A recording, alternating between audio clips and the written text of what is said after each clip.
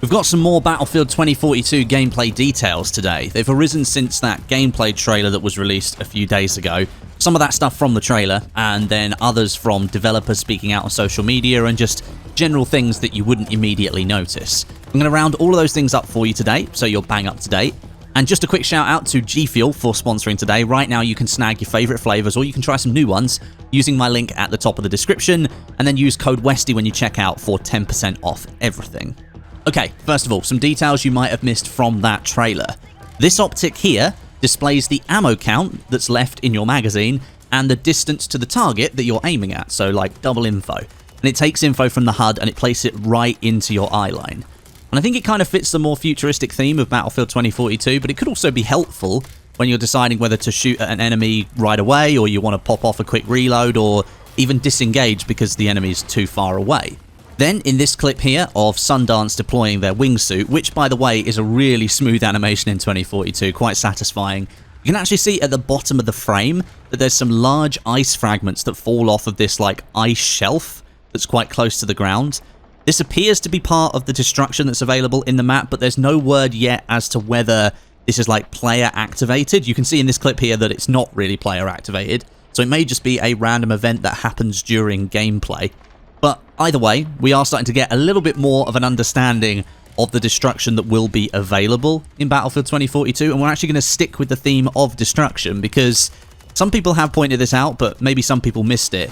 This larger example, when the gameplay in that trailer flipped over to the discarded map, our player is shooting another one with their automatic shotgun, but behind the fight, the entire building in the background is completely destroyed and taken to the ground. So that's going to open up new angles, and it's going to change the location for the rest of the round.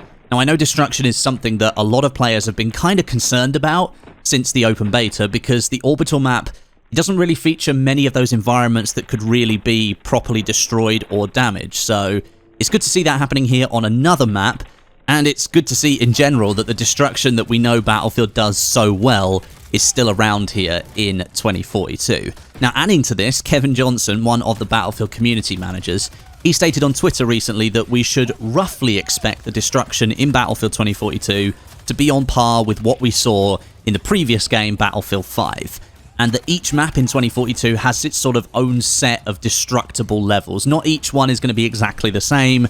Different areas will be destructible. So Hourglass is the example. That has an almost entirely destructible village that's away from the lit up skyscrapers that players can interact with.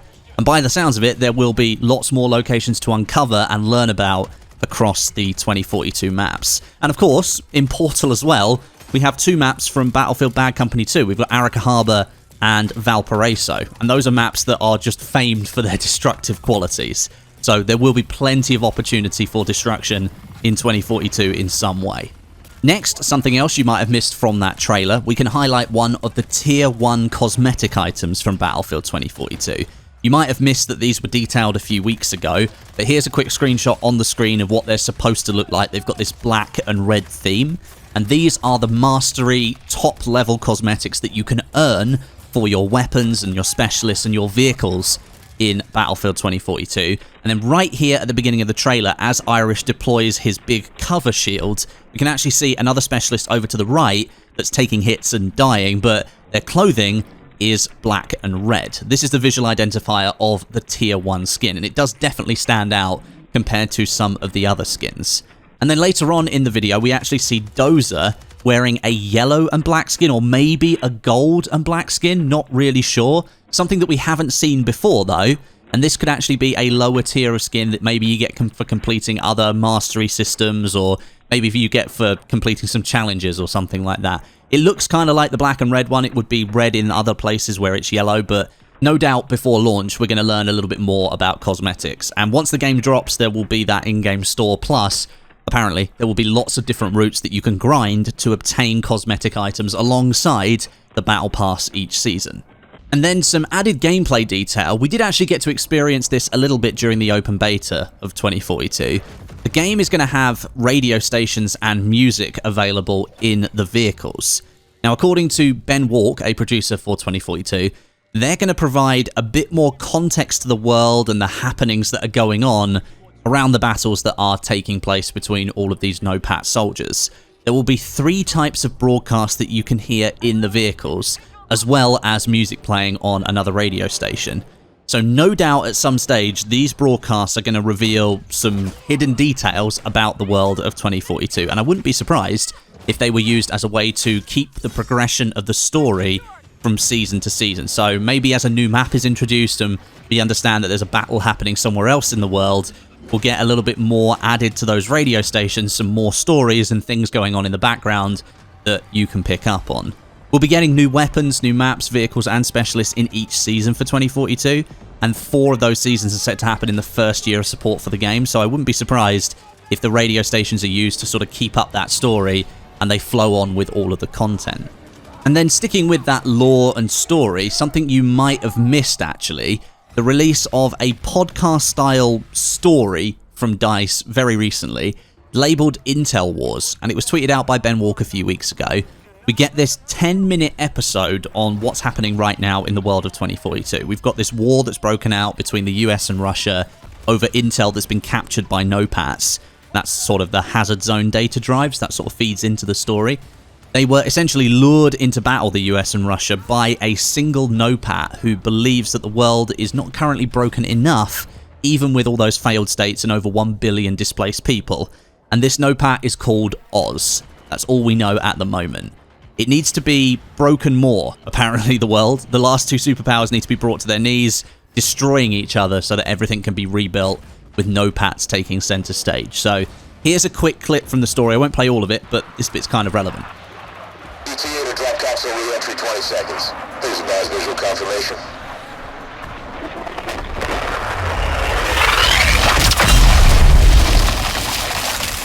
Blue Hawk has landed. Repeat, Blue Hawk has landed.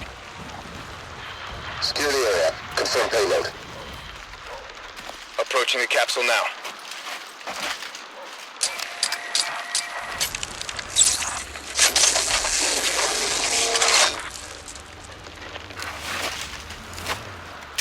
Data drive secured. I'm surrounded! Lieutenant, you're breaking up. Can you hear me?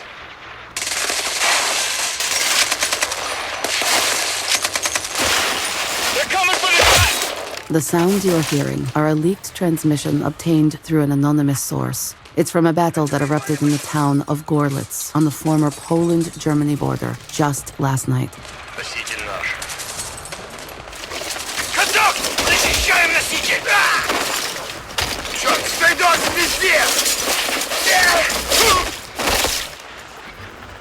Please, I've got the data drive. Ship go. Check the contents. Quick. It's loading. What is Operation Steadfast Refuge? I don't know. Let's move.